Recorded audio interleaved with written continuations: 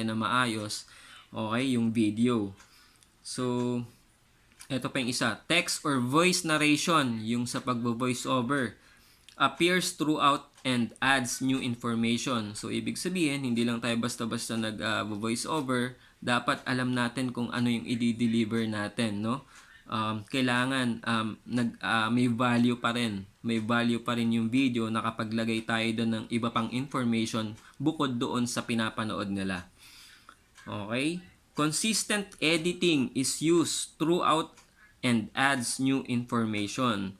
So, katulad niyan, gumamit tayo ng editing app. So, nag-inedit natin, dinagdagan natin ng kung ano-anong mga pwedeng ilagay doon. So, ano pa rin siya, magfo-fall pa rin siya doon sa enhanced content, no?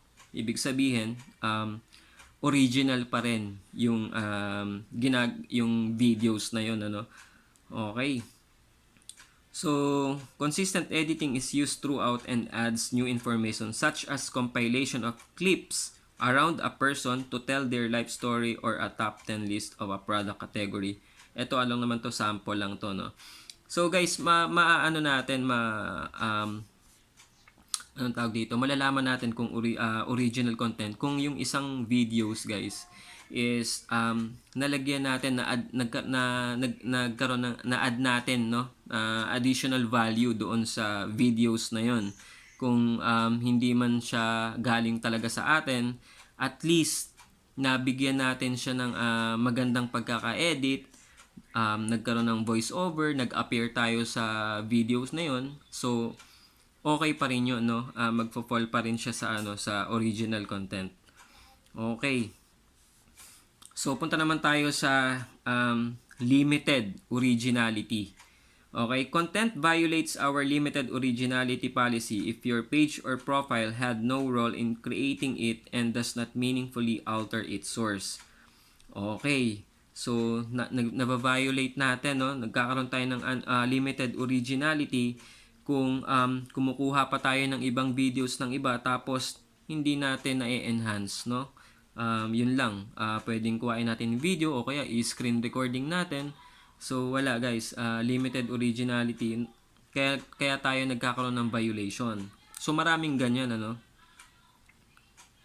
Kumbaga, hindi ikaw yung gumawa, hindi ikaw yung nag-create ng video, no? So, pages or profiles that do not meaningfully enhance, okay? Pages or profiles that do not meaningfully enhance and add value to the content they post will be unable to monetize and will receive less distribution on Facebook. So guys, kung hindi, yung katulad yan, yung mga nagkakaroon ng unoriginal content na violation, so guys, less visibility, hindi yan i-recommend ni Facebook sa mga tao. At hindi po yan na ma-monetize. Ngayon, question is, merong kasing may mga nagpo-post na unoriginal yung content nila or videos nila, pero bakit daw may ads or na-monetize? So guys, ang explanation dyan is hindi talaga natin ibig ko sabihin, possible naman talaga yan. Okay? Ibig sabihin, pwedeng hindi pa siya na-filter or hindi pa siya nakikita ni Meta or yung sa mga fast checker nila or sa support team, hindi pa nila nakikita na yung videos mo is unoriginal. So, ibig sabihin, hindi possible niyan.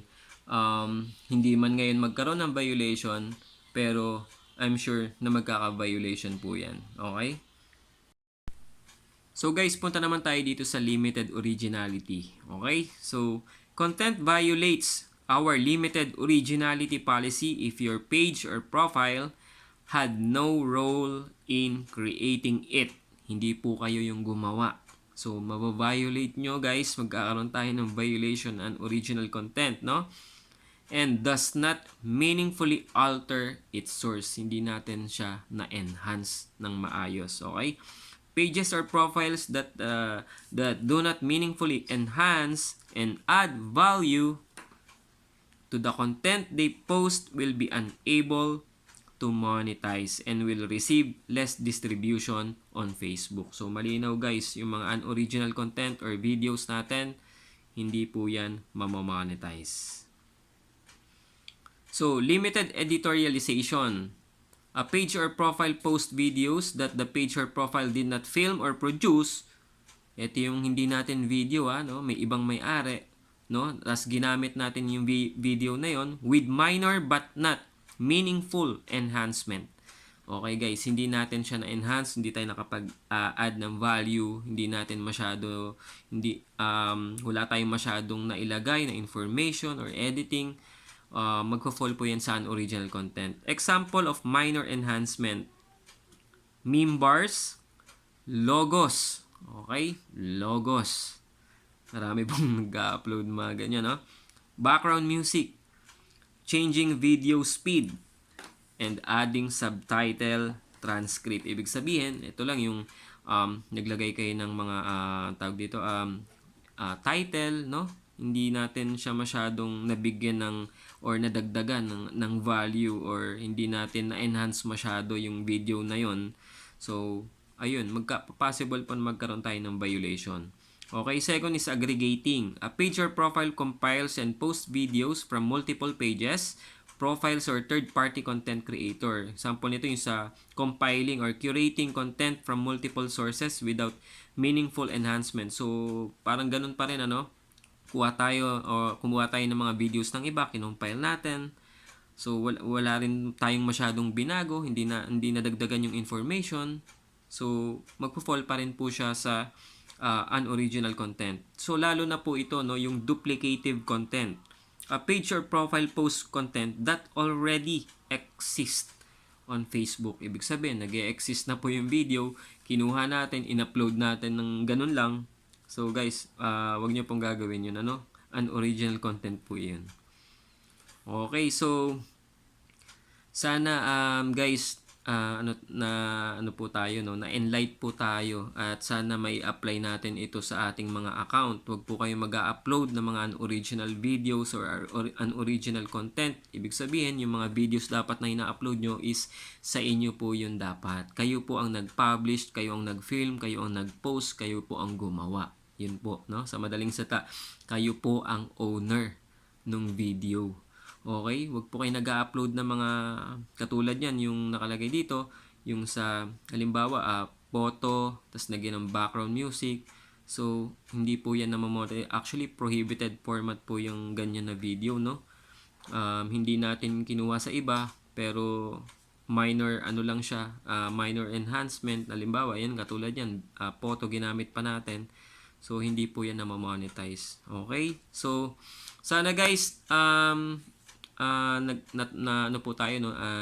Na-enlight tayo at may natutunan tayo dito sa video na po ito. Okay? Thank you so much po. Kung hindi pa po kayo naka-follow, pwede nyo po akong i-follow dahil mas okay na po yung merong kaalaman kaysa sa gumagaya po tayo doon sa mga sinasabi ng iba or sinusunod natin yung mga post or sinasabi ng iba. Kawawa po yung mga content creator natin na maliliit, no? Nami-mislead po yung mga tao.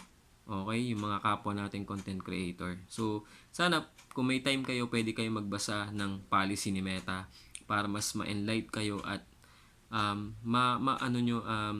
makaiwas kayo, no, na magkaroon ng violation ng inyong mga account. Okay? So, once again, General Talents Agustin po. Thank you so much.